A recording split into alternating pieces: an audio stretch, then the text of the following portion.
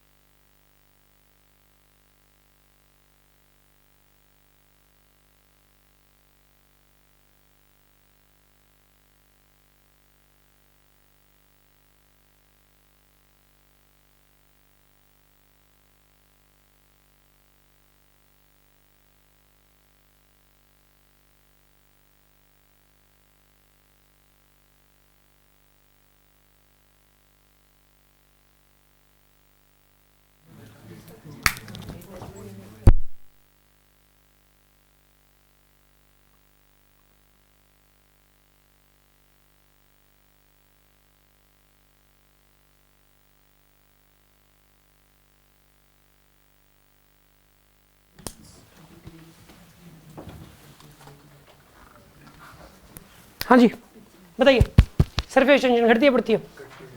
घटती क्यों है? पानी को गर्म करने पे बिल्कुल इंटरमोलिकुलर फोर्स डिक्रीज हो जाएगा।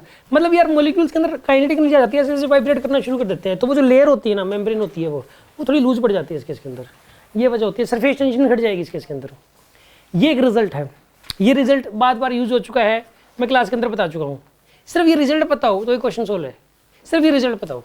इसके अंदर क्या है कि एक बात बताइए, first dip in hot water, hot water. अच्छा एक बात बताइए आप, कैपिलरी ट्यूब में हाइट कितनी होती है, कैपिलरी राइज कितना होता है? 2s cos थीटा बाई में r rho g। ये वाला फॉर्मूला हमने याद किया था अच्छे से, इस फॉर्मूले को। बस ये फॉर्मूला किसी को पता हो तो मैं कहता हूँ क्वेश्चन सोल्व हो जाएगा। ये फॉर्मूला पता हो और एक ये बात पता हो कि सरफेस टेंशन घटती है। गर्म पानी में क्या होगा, एस क्या हो जाएगा, कम। एस कम हो जाएगा तो हाइट भी क्या हो जाएगी, कम हो जाएगी, हाइट भी। एस कम तो हाइट भी कम होगी, बस ये बताना था इसके अंदर। देखो हॉट वाटर के अंदर क्या होगा बताइए, हॉट वाटर में राइज कम हो जाएगा हॉट वाटर में, तो ठीक है, गलत है, तो ये गलत है। और ये वाला फिर सही हो जाएगा, ये वाला सही है इसके अंदर, देख लो आप, ठीक है। दिल्ली करके कोल्ड वाटर है, कोल्ड वाटर में क्या हो जाएगा बताइए, हाई होएगा, क्योंकि सरफेस टेंशन ज़्यादा होगी, हाइट भी ज़्यादा हो जाएगी। क्या कोई डाउट है किसी के मन में? ये वाला क्वेश्चन है, स्ट्रेट लाइन मोशन का सिंपल क्वेश्चन है। अगर कोई बच्चा ये, अगर इसमें थोड़ा बहुत टाइम लगेगा तो कैलकुलेशन में टाइम लग सकता है, अदरवाइज इसके अंदर कुछ भी नहीं है। इसमें सेकंड इक्वेशन ऑफ मोशन लगानी है 3 बार बस। सेकंड इक्वेशन ऑफ मोशन अगर आपको आती है तो ये वाला क्वेश्चन सोल्व हो जाएगा आपसे, ठीक है ना। Second equation of motion solve लगाते हैं।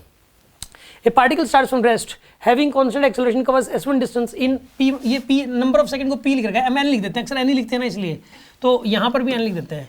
तो s1 सेकंडों में n-1 सेकंड, पहले इनिशियल रेस्ट, इनिशियल वेलोसिटी क्या है इसकी, 0 है। n-1 सेकंडों में कितनी ट्रैवल की है, s1, और n सेकंडों में कितना ट्रैवल किया है, s2। तो s1 प्लस s2 डिस्प्लेसमेंट जो है वो कितने टाइम में ट्रैवल होगी इसके अंदर, ठीक है ना। तो यार n-1 सेकंडों के अंदर s1 is equal to u की वैल्यू क्या है यहाँ पे 0, हाफ एक्सेलरेशन कितना हो जाएगा a, और टाइम क्या है यहाँ पे n-1 का होल स्क्वायर, और s2 की वैल्यू कितनी हो जाएगी यहाँ पे 0, हाफ a इंटू में n स्क्वायर आएगा ये वाला, ठीक है ना। ये कह रहा है n-1 सेकंडों में s1 ट्रैवल हुआ है, और n सेकंडों में कितना ट्रैवल हुआ है, s2 ट्रैवल हुआ है, ठीक है। तो ये कह रहा है कि टोटल s1 प्लस s2 ये कितनी सेकंडों में ट्रैवल होगा, ये पूछा है इसने। तो s1 प्लस s2 पहले तो ऐड कर लो। ये कह रहा है कि s1 प्लस s2 मान लो कि n1 सेकंडों में कवर होता है, तो हाफ u तो 0 है, a n1 का स्क्वायर, n1 की वैल्यू निकालनी है आपको, और s1 प्लस s2 यहाँ से आ जाएगा, ये हाफ a n-1 का स्क्वायर प्लस में half a n square is equals to half a n1 square. Solve कर लो, आंसर आ जाएगा। क्या इस क्वेश्चन में कोई दम था, ये बताओ आप मुझे। सिर्फ सेकंड इक्वेशन ऑफ मोशन आपको लगानी थी और कुछ भी नहीं था, ठीक है।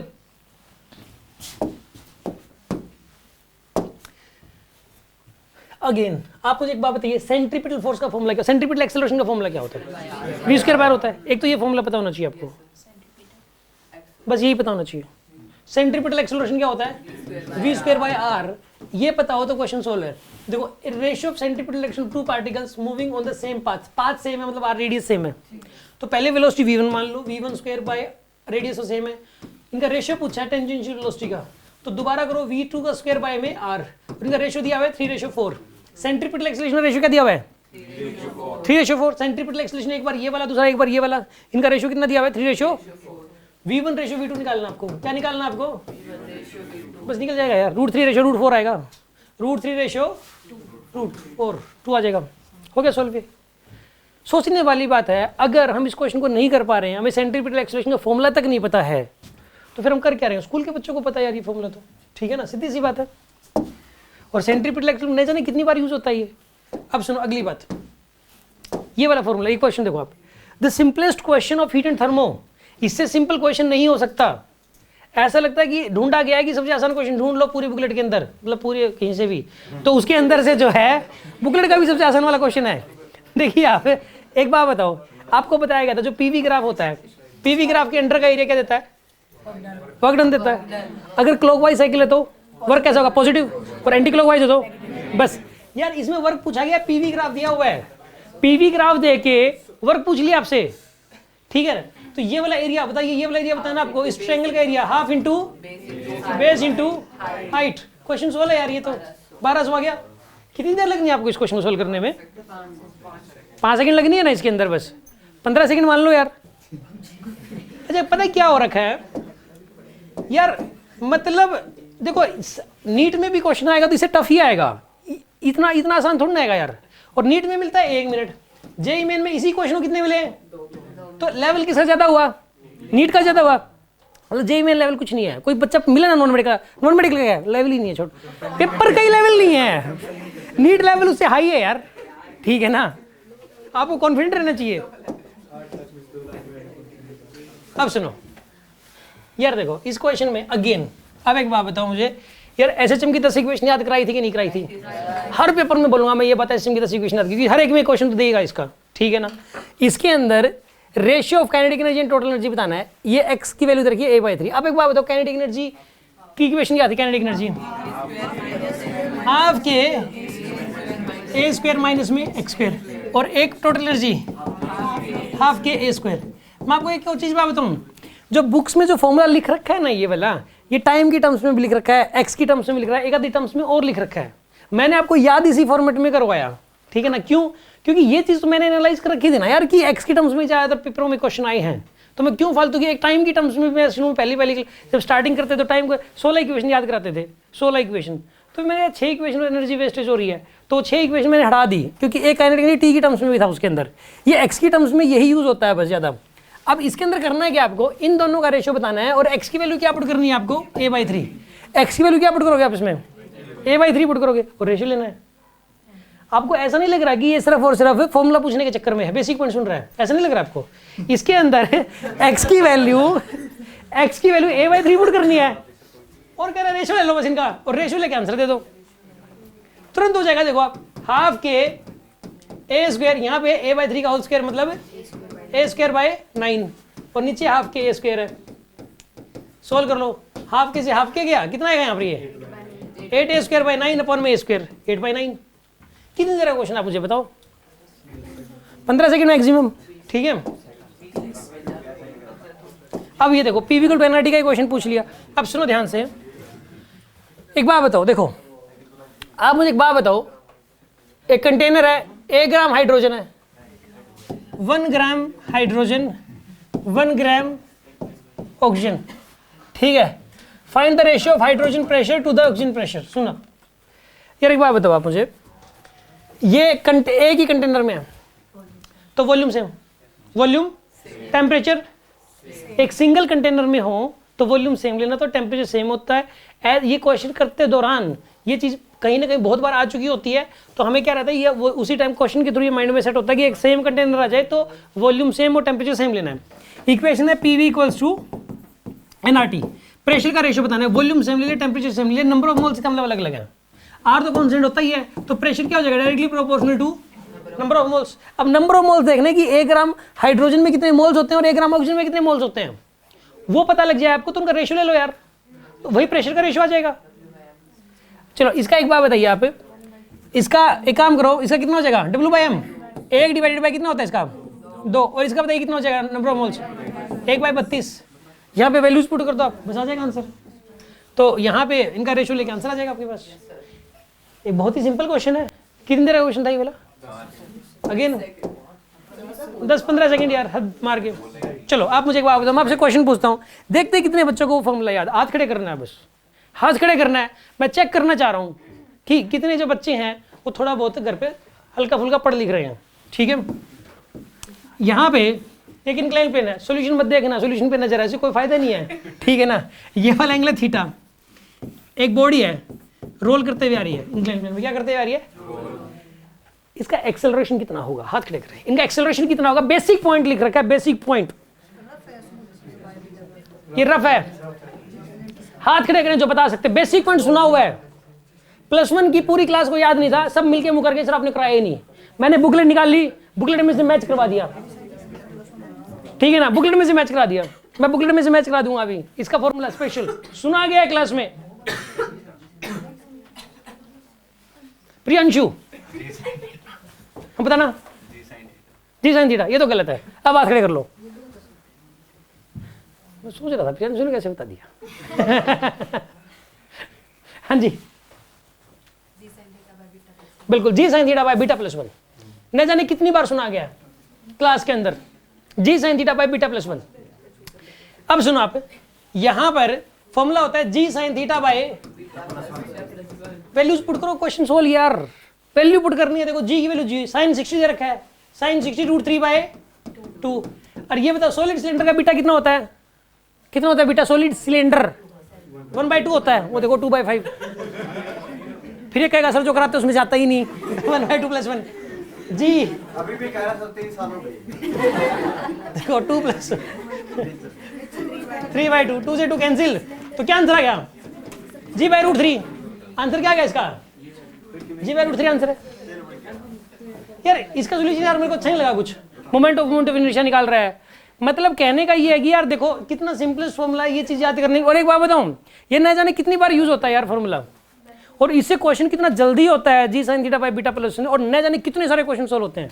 अभी आगे देख लेना, आगे वाले पेपरों में कहीं ना कहीं जरूर मिलेगा इसका, बहुत बार मिलेगा। अभी ये बहुत इंपॉर्टेंट फॉर्मूला है। ये 3 फॉर्मूले बताए थे। अगर एक स्मूथ सरफेस पे आ रहा हो ये फिसल के, तो acceleration g sine theta, rough surface पे फिसल के आ रहा हो, फिसल के स्लीपिंग हो रही है रफ सरफेस पे, तो g sine theta minus mu k cos theta, g sine theta minus, ये भी बेसिक पॉइंट बना रखा है। और फिर अगर ये रोल करके हुए आ रहा है तो acceleration g sine theta by beta plus 1, बहुत इंपॉर्टेंट चीज है, ठीक है ना। जितनी बार याद करो उतना कम है। ये तो सिर्फ फॉर्मूला पता हो तो क्वेश्चन सॉल्व हो जाएगा। अब ये वाला क्वेश्चन है, एक बात बताओ आप मुझे कि एक बात बताओ पोटेंशियल एनर्जी और फोर्स में रिलेशन, कंजर्वेटिव फोर्स में पोटेंशियल एनर्जी में एक बेसिक पॉइंट है, रिलेशन होता है। कोई बताएगा क्या होता है पोटेंशियल फोर्स में रिलेशन? हाँ जी सक्षम, यही होता है बिल्कुल। और एक होता है F = -du/dx, यही होता है। अगर पोटेंशियल एनर्जी को x के रिस्पेक्ट में डिफरेंशिएट कर दें, पोटेंशियल किसके रिस्पेक्ट में डिफरेंशिएट कर दें, x के रिस्पेक्ट में, और माइनस साइन लगा दे तो क्या जाता है फोर्स। ये फॉर्मूला अगर पता है अभी क्वेश्चन सोल्व कर दोगे। बस ये पता होना चाहिए किसके डिफरेंशिएशन से क्या मिलता है, किसके इंटीग्रेशन से क्या मिलता है। हमें पूरे फिजिक्स में ये सारी बातें इसकी भी पता होना, तो उसके भी ये क्वेश्चन आने की पूरी संभावना रहती है। किसके डिफरेंशिएशन से क्या चीज मिलती है और किस क्वांटिटी के इंटीग्रेशन से क्या चीज मिलती है, बस ठीक है ना। और ये मुझे डलवानी थी बुकलेट के अंदर, सारे लिख पाता था मैं सारे की सारे, तो बेटर था पूरी फिजिक्स किसी भी चैप्टर के हो, किसके डिफरेंशिएशन से क्या मिलता है और किसके इंटीग्रेशन से क्या मिलता है। तो अगर पोटेंशियल एनर्जी को डिफरेंशिएट कर दे तो क्या आ जाएगा, फोर्स आ जाएगा, ठीक है। अभी क्वेश्चन सॉल्व करते हैं। इसमें जो इंटीग्रेशन, इसमें जो डिफरेंशिएशन होता है, पोटेंशियल एनर्जी दे रखी है, फोर्स पूछ रखा है, तो पहले एक्स एक्सिस के अलोंग फोर्स निकालोगे। इसमें इनको तो कांस्टेंट मान लोगे, ये वेरिएबल है, तो माइनस साइन, इसका अगर डिफरेंशिएशन कितना आएगा 3/2 × 2x ये आएगा, इसका 0 हो जाएगा। ऐसा ही करते हैं इसके अंदर। फिर Fy निकालोगे, Fy कैसे निकलेगा बताइए, इसका डिफरेंशिएशन 0, इसका भी 0, और इसे कितना आ जाएगा 5, और Fz निकाल, माइनस भी लगेगा इसमें। Fz बताइए, इसका 0, इसका 0, इसे कितना आएगा -6 आएगा। अब नेट निकालना है तो इसका स्क्वायर, अच्छा x की वैल्यू कितनी दे रखी है 6, x की वैल्यू कितनी दे रखी है आपको 6 दे रखी है, तो -18 आ जाएगा आपके पास। अब सुनो, अब इसका स्क्वायर प्लस इसका स्क्वायर प्लस इसका स्क्वायर पूरे का अंडर रूट, क्वेश्चन सोल्व है। नेट फोर्स निकालना है, ठीक है ना, तो इसका स्क्वायर प्लस इसका स्क्वायर प्लस इसका स्क्वायर पूरे का अंडर रूट कर दिया, ये आंसर आ जाएगा आपके पास। इसने मैग्नीट्यूड ले लिया, वैसे फोर्स माइनस में आएंगे सारे के सारे। हाँ जी, कोई डाउट है किसी के मन में? आसान क्वेश्चन था, कितनी देर का क्वेश्चन था ये वाला, वही 20-25 सेकंड का, ठीक है ना। अब देखो ये वाला क्वेश्चन है, अगेन कुछ भी नहीं है इस क्वेश्चन के अंदर। आप मुझे सीधी सी बात बताओ, बेसिक पॉइंट के अंदर सारे क्वेश्चन से बेसिक पॉइंट की है ना, इसमें एक स्ट्रिंग है, यहाँ पे एक बॉल लटकी हुई है। पहले तो ये बताओ मैं कितनी स्पीड इसको दूं कि ये हॉरिजॉन्टल हो जाए, बस √2gl। कितनी स्पीड दूं कम से कम कि वर्टिकल सर्कुलर मोशन कंप्लीट हो जाए, √5gl। अगर हमें ये 2 बेसिक पॉइंट पता हूं तो 2 क्वेश्चन है इसके पेपर के अंदर, ठीक है ना। एक तो ये वाला क्वेश्चन, देखो ध्यान से सुनो, लेकिन इसमें ना एक हल्की सी एक चीज और थोड़ी सी मिक्स कर दी, हल्की सी बस। क्या बोला इसने कि एक सिंपल पेंडुलम है जिसकी लेंथ है 10 मीटर, ये पहले ऐसे था, ऐसे था, ये ऐसे हो जाएगा जब ये जब यहाँ आएगा, अगर इसके बाद 0 स्पीड से छोड़ दूं तो यहाँ वेलोसिटी कितनी होनी चाहिए, √2gl होनी चाहिए ना। जब यहाँ से √2gl लेते तो ये हॉरिजॉन्टल हो जाता है, और जब यहाँ से छोड़ देते हैं तो यहाँ पे कितनी हो जाती है, √2gl हो जाती है। सीधी सी बात है यार। तो यहाँ वेलोसिटी कितनी होनी चाहिए थी, लेकिन ये कह रहा है कि काइनेटिक एनर्जी जितनी होनी चाहिए थी ना, उसका 10% लॉस हो गया आने में ही। कितना लॉस हो गया आने में 10%। अब कितनी वेलोसिटी होगी, बस क्वेश्चन ये है। यहाँ से यहाँ आने में जो एनर्जी होनी, अच्छा यहाँ की टोटल एनर्जी और यहाँ की टोटल एनर्जी क्या होगी, सेम, क्योंकि यहाँ तो काइनेटिक एनर्जी तो होगी ही नहीं। यहाँ की जो पोटेंशियल एनर्जी है और यहाँ की काइनेटिक एनर्जी सेम है। यहाँ की पोटेंशियल एनर्जी कितनी हो जाएगी बताइए आप, इसको रेफरेंस मान लो mgh मास, तो m g की वैल्यू 10, g की वैल्यू 0 ले जाए, और h की वैल्यू ये हाइट कितनी हो जाएगी 10 मीटर। अब इसका 90% बचा हुआ है, कितना बचा हुआ है इसका क्योंकि 10% तो लॉस हो गया। और इसको इक्वेट कर दोगे आप हाफ एम स्क्वायर से, किससे इक्वेट कर दोगे इसको, सॉल्व कर लो आंसर आ जाएगा। इसको हाफ एम स्क्वायर से इक्वेट कर दो, आंसर आसान है यार ये तो। v की वैल्यू आ जाएगी इस फॉर्मूले से, m से m कैंसिल हो रहा है। कई बच्चे ये सोच के बैठ जाएंगे m नहीं दे रखा।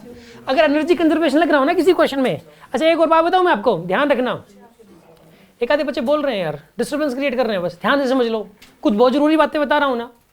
इसके अंदर सुनो आप, अगर आ जाए क्वेश्चन वर्टिकल सर्कुलर मोशन का, अगर क्वेश्चन आ जाए सिंपल पेंडुलम का, कोई भी बॉल ऐसे ऐसे हो रही हो, ऊपर जा रही हो, ऐसे नीचे आ रही हो, एक एंड से स्ट्रिंग बांध के घूम रही हो, कहीं किसी भी चैप्टर का क्वेश्चन हो, एक तो उसमें एनर्जी कंजर्वेशन लगने की संभावना है, बता दूं मैं आपको।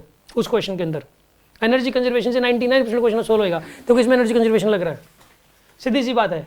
शक्ल देखते ही इसने बोला ना लोअर मोस्ट पॉइंट और अपर मोस्ट पॉइंट, इसने जब बोला ना, ये बोला यहाँ से यहाँ तक, वहीं से माइंड हो गया था कि एनर्जी कंजर्वेशन लगेगा, ठीक है ना। और मैं जो इतना जल्दी जल्दी कर रहा हूँ ना, इतनी ही स्पीड आपकी भी बन सकती है, सेम स्पीड, कोई मुश्किल काम नहीं, बस थोड़ा सा सोचने की, जो मैं बता रहा हूँ उनको पकड़ने की जरूरत है उन बातों को।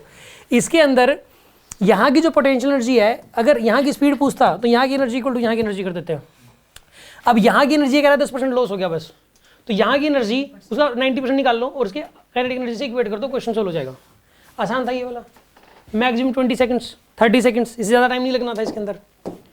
अब सुनो, अब ये वाला है, अब एक बात, तो कैपिलर्स का फॉर्मूला आपको पता है, कैपिलर थर्ड फॉर्मूला, कैपिलर का third law, time square is directly proportional to, सिर्फ ये बात पता हो तो ये क्वेश्चन सोल्व है। और ऐसे ऐसे क्वेश्चन डीपीपी के अंदर, बुकलेट के अंदर भी, और आपके टेस्ट के अंदर बहुत सारे क्वेश्चन आए हैं, क्योंकि बनते ही है इसके अंदर, बनते ही नहीं क्वेश्चन।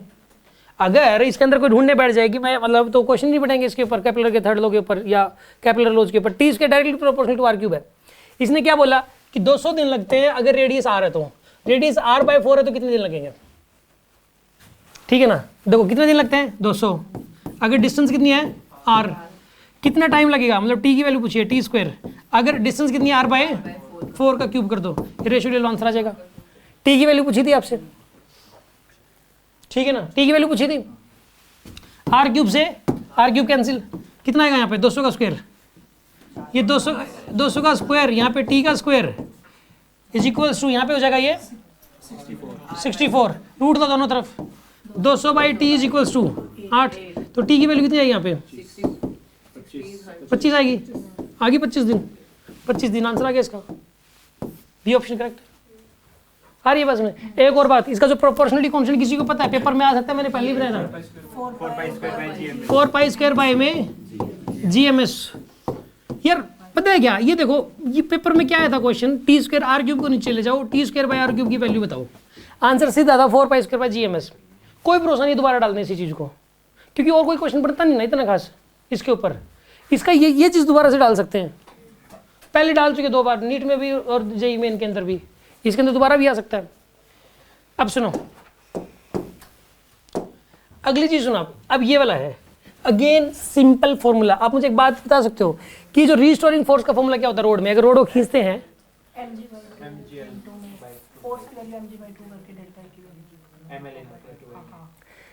रुको, वो mLA0/2 क्या था कि अगर उसको एक एंड को पकड़ के नोड से एक्सेलरेट करें तो एलोंगेशन कितनी आएगी, mLA0/2 आएगी, वो एक अलग चीज थी।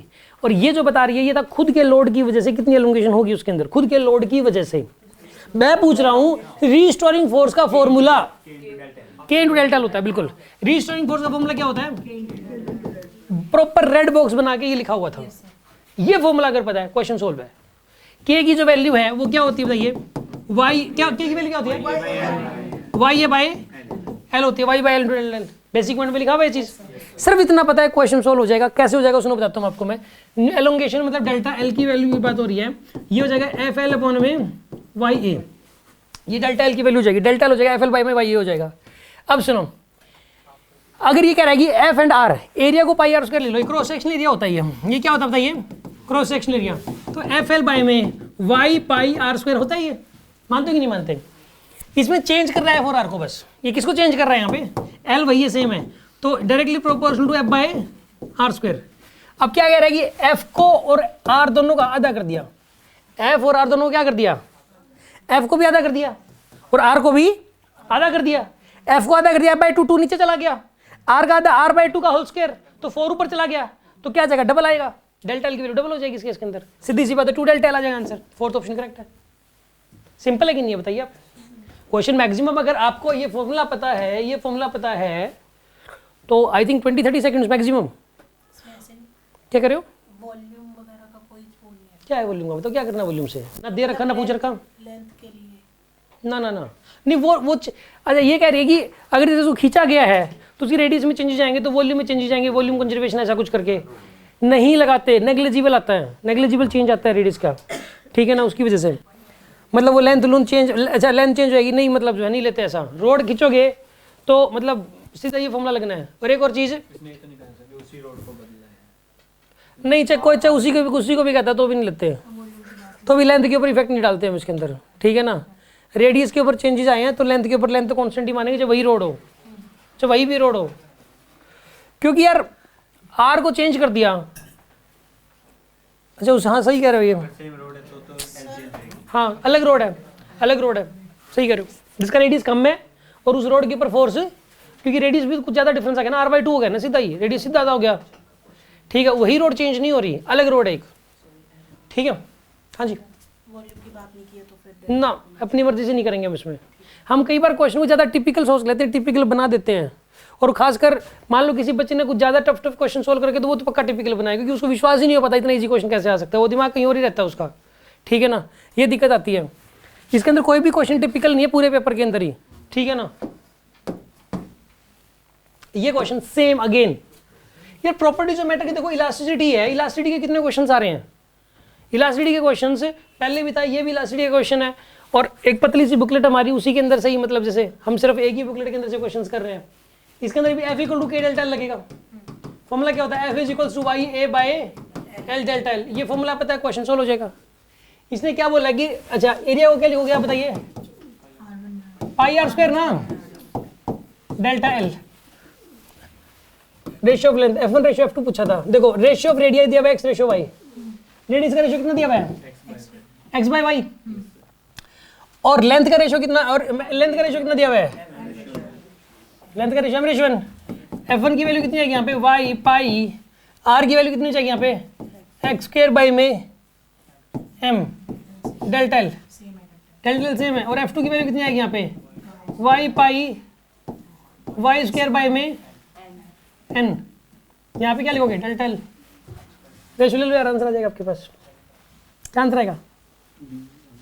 इनका रेशियो लेना है, X²/Y² किस में लिख रखा है, एक तो इसमें लिख रखा है, ये तो गलती हो गई, फिर ये बनेगा N/M बनेगा, तो N/M इसमें, ये आंसर है।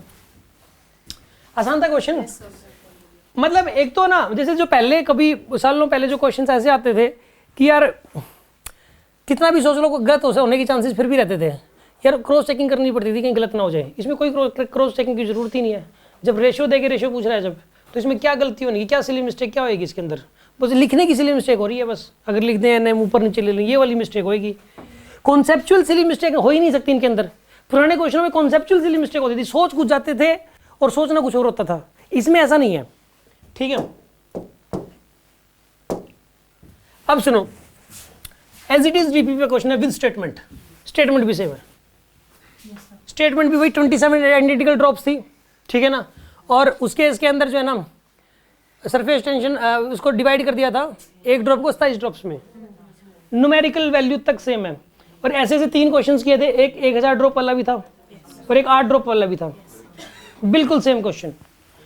अगर कोई बच्चा इसको नहीं कर पाता है तो फिर कोई तो उसका तो कोई भी इलाज नहीं है, ठीक है ना, आप मैच कर सकते हो, ठीक है ना, डीपीपी के अंदर दे रखा है सेम, क्लास में भी उसका करवाया हो, मैंने क्लास में करवाया हो शायद ये। अब सुनो, अब ये देखो यार कितना मतलब सोचने वाली बात है। अब एक बात बताओ, चलो आपसे क्वेश्चन पूछता हूँ, क्या पता होना चाहिए इसके लिए, और तुरंत हो जाएगा ये, 5 सेकंड का क्वेश्चन है। एक रस्सी लटकी हुई रस्सी है, एक बॉल है, यहाँ पे इसको कितनी स्पीड कम से कम देनी पड़ेगी कि वर्टिकल सर्कुलर मोशन कंप्लीट हो जाएगी? √5 GL, और अगर √5 GL दे दी तो यहाँ पे कितनी रहेगी? √GL रहेगी। बस इस क्वेश्चन को करने के लिए सिर्फ इतना पता होना जरूरी है, यहाँ √5 GL पता होना चाहिए और यहाँ पे √GL। ये कह रहा है काइनेटिक एनर्जी जो A पे होगी और जो B पे उनका रेशियो बताओ, यहाँ काइनेटिक एनर्जी हो जाएगी ½ m √GL का स्क्वायर, और यहाँ काइनेटिक एनर्जी क्या होगी? ½ m √5 GL का स्क्वायर, और इसका रेशियो क्वेश्चन आ जाएगा आपके पास, सोल्व हो जाएगा। हाफ एम से हाफ एम क्या आंसर आएगा इसका 1:5। कितनी देर का क्वेश्चन है यार ये, 10 सेकंड्स मैक्सिमम। सर फॉर्मूला पता होना चाहिए। अगर हमें इसी बात का ना पता हो कि √5 देनी पड़ेगी तो फिर तो क्या इलाज है, फिर जितनी मर्जी सोचता रहे इसको, जितनी मर्जी देर सोचता रहे, क्वेश्चन थोड़ा होना है फिर ये। एज इट इज डीपीपी का क्वेश्चन है ये वाला, ठीक है ना, सेम क्वेश्चन है डीपीपी का। ये वाली बुकलेट 2 दिन पहले ही बन चुकी है, प्रिंट आउट आज हुई है, ठीक है ना।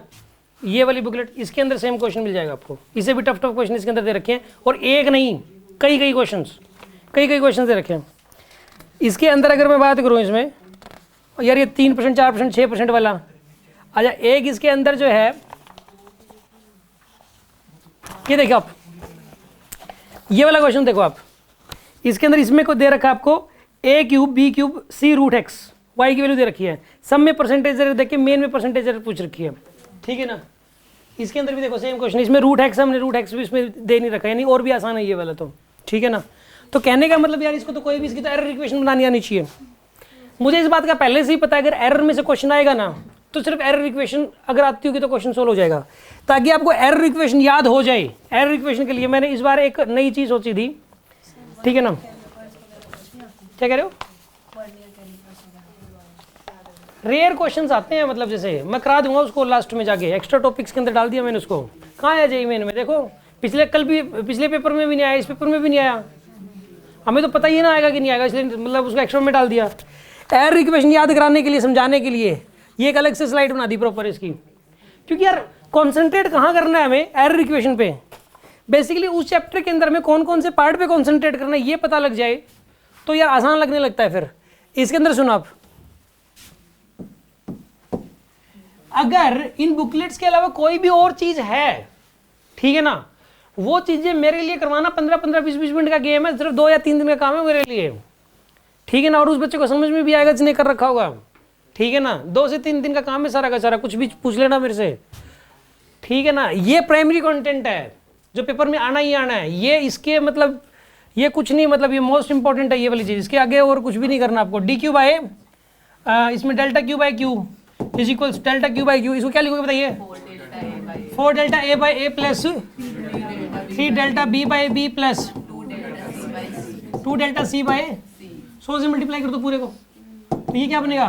∆A/A की वैल्यू कितनी रखी है? 4%, 12 आ जाएगा। ∆B/B की वैल्यू और 12% आ जाएगा। ∆C/C की वैल्यू 5, 10 आ जाएगा। कितना बनेगा यहाँ पर? ये 34% आंसर आ जाएगा।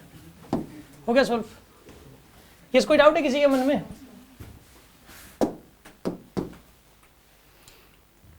अगेन ये वाला क्वेश्चन सेम डीपीपी के अंदर 3 बार दिया हुआ है। डिफरेंशिएशन की एक सेकंड डीपीपी मिली थी, एक ही डीपीपी में 20 क्वेश्चन होते हैं, उसके अंदर 3 बार दे दिया एक ही डीपीपी में क्वेश्चन, अलग अलग पैराग्राफ बना के, और फिर उसको टेस्ट में पूछा गया। क्या बोला उसमें? क्या दे रखा है? एक्स की वैल्यू दे रखी है आपको 12t² + 20t + 30 दे रखा है। ये कह रहा है कि एक्सेलरेशन 0 जब होगा तब वेलोसिटी बताओ। इसमें यार एक्स रिलेशन दे रखा है, इससे एटी रिलेशन निकालना है। कैसे निकालेंगे? पहले वीटी रिलेशन निकलेगा। वीटी रिलेशन क्या आएगा बताइए इसका? 18t² माइनस का 24t प्लस का 20। अब एटी रिलेशन निकालोगे 36t प्लस का 24 माइनस 24, ए की वैल्यू पुट करो 0, तो 36t माइनस 24, तो t की वैल्यू कितनी आएगी यहाँ पे? 24/36, 2/3। ये टाइम की वैल्यू आ गई 2/3। अब ये 2/3 यहाँ पुट कर तो आंसर आ जाएगा आपके पास। आसान है कि नहीं है? अब सुनो अगेन, आप एक बात बताओ, गैस की इंटरनल एनर्जी का फॉर्मूला क्या होता है? गैस की इंटरनल एनर्जी का फॉर्मूला सिर्फ ये फॉर्मूला पता हो, ये क्वेश्चन सोल्व हो जाएगा। हल्का सा तो सोचना पड़ेगा, सिर्फ ये फॉर्मूला यूज होना है और कुछ नहीं यूज होना। इसमें F/2 nRT होता है। इसके अंदर क्या बोला है कि n mole of non linear polyatomic gas. Polyatomic gas का डिग्री ऑफ फ्रीडम याद है ना आपको? 6। उसको लग रहा है उनको ये भी याद नहीं हुआ, चलो लिख देते हैं, आसान कर देते हैं इसको, ठीक है ना। तो डिग्री ऑफ फ्रीडम 6 लिख दिया उसका, ठीक है। नॉन लीनियर ट्राइएटॉमिक गैस है, उसका डिग्री ऑफ फ्रीडम F/2। ये क्या पता उनको कि यार हमने तो रट्टे मरवा रखे हैं। F की वैल्यू 6, 2, n की वैल्यू कितनी यहाँ पे? n, r, टेम्परेचर T मान लो। फिर 2 मोल गैस है मोनोएटॉमिक की, वो जोड़ दी इसके अंदर, 2 मोल है मोनोएटॉमिक है, तो 3/2, 2 मोल है, r टेम्परेचर T ले लो। ये जो मिक्सचर है पूरा, ये डायटोमिक की तरह काम कर रहा है मिक्सचर पूरा का पूरा। इसकी पूरी इंटरनल एनर्जी और उस डायटोमिक इंटरनल एनर्जी सेम है, डायटोमिक की तरह मान लो इसको, तो डायटोमिक का डिग्री ऑफ फ्रीडम कितना होता है 5/2, नंबर ऑफ मोल्स कितने हो जाएंगे टोटल n+2, इसमें n इसमें 2, दोनों को मिक्स करके है ना, तो n+2 और r टेम्परेचर उतना ही रहेगा, ठीक है। इसको सॉल्व कर लो, n की वैल्यू हो जाएगी, यहाँ से सॉल्व कर लो, n की वैल्यू हो जाएगी आपके पास, सिंपल है, कुछ भी नहीं करना था। दो गैस थी, दो गैस को मिला के एक मिक्सचर बन गया, तो पहले की इंटरनल एनर्जी और बाद की इंटरनल एनर्जी को इक्वेट करना है बस आपको, n की वैल्यू आपके पास आ जाएगी। सिर्फ इंटरनल एनर्जी का फॉर्मूला पता होना चाहिए /2 nRT, और हल्का सा माइंड तो लगाना ही पड़ेगा, ठीक है ना। ये वाला क्वेश्चन है, सुनो आप ध्यान से। इस वाले क्वेश्चन के अंदर अगेन कुछ भी नहीं है, इसमें क्या बोला गया है कि टाइम पीरियड कितना दे दिया 6 सेकंड, टाइम पीरियड कितना दे दिया आपको, एम्पलीट्यूड क्या इसका a, पार्टिकल गया x = a से x = √3a/2 तक, चाहे यहाँ से यहाँ तक जाए तो यहाँ से यहाँ तक टाइम तो उतना ही लगेगा, चाहे a से √3a/2 जाए, चाहे √3a/2 से a जाए, टाइम तो उतना ही लगता है, मानते कि नहीं मानते। इक्वेशन क्या होती है एसएचएम की, x = a sin x की जगह पुट करो, पहले तो आप पुट कर दो, एक तो √3a/2, एक तो a पुट कर दो, एक में तो t/4 आ जाएगा टाइम, पता ही हमें, तो a sin, फेज एंगल पता लग जाएगा, फेज एंगल कितना होता है 1 = sin ωt, तो ωt की वैल्यू कितनी आ जाएगी यहाँ पे π/2। यार जब पार्टिकल a पे होता है तो फेज एंगल कितना होता है π/2, पता ही हमें, जब पार्टिकल a/2 पे है, a/2 + a/2 मतलब राइट एक्सट्रीम पे है, तो फेज एंगल क्या होता है उसका π/2 है उसका फेज एंगल, तो सबको पता है यार। अच्छा एक बात बताओ, जब √3a/2 पे मतलब पार्टिकल है तो उस टाइम फेज एंगल क्या होगा, सुनो आप, x की वैल्यू क्या पुट करोगे इस केस के अंदर, देखो √3a/2 = a sin ωt, ωt को ही फेज एंगल बोलते हैं, यहाँ आएगा √3/2 = sin ωt, और ωt की वैल्यू कितनी आएगी यहाँ पे 60 डिग्री आएगी ना, यहाँ पे 60 डिग्री मतलब π/3, फेज डिफरेंस, इन दोनों पोजीशन के बीच का फेज डिफरेंस पता कर लो बस आप। एक बार पार्टिकल का फेज एंगल तो जब यहाँ पर था तो π/2 है, और यहाँ पर है तो π/3 है, तो डिफरेंस बताओ कितना हो जाएगा, π/2 माइनस में π/3 कितना आएगा यहाँ पर, ये फेज डिफरेंस कितना आएगा इस केस के अंदर π/6 आएगा फेज डिफरेंस, तो समझ में आ गया आपको, फेज डिफरेंस π/6। और टाइम यहाँ से यहाँ तक लग रहा है टाउ, कितना टाइम लग रहा है यहाँ से यहाँ तक 6 टाउ की वैल्यू बतानी है। यार एक काम करो आप मुझे एक बात बताओ, 2π का फेज एंगल कवर करने में कितना टाइम लगता है, t 2π का फेज एंगल कवर करने में, और 1 का फेज एंगल करने में, और π/6 का फेज एंगल कवर करने में इंटू π/6, तो कितना आंसर आएगा इसका t/12 टाइम लगेगा। और t/12 को टाउ बोल रहा है, t/12 को बोल रहे हैं टाउ, तो ये 6 टाउ की वैल्यू कितने कैसे निकालेंगे, t/12 × 6 कितना आंसर आएगा, t/2, t की वैल्यू 6 सेकंड दे रखी थी आपको, 6/2 कितना आंसर आएगा 3 सेकंड। एक क्वेश्चन तो इन्होंने थोड़ा ठीक ठाक से दे ही दिया है, इसमें तो लगेगा 1-1.5 मिनट, ठीक है ना, आपको 2 मिनट भी लग सकते हैं इसमें, ठीक है ना, एक आधा क्वेश्चन तो ऐसा देगा, ठीक है। 11th का पोर्शन हो गया भाई, 12th का पोर्शन पे आ जाओ।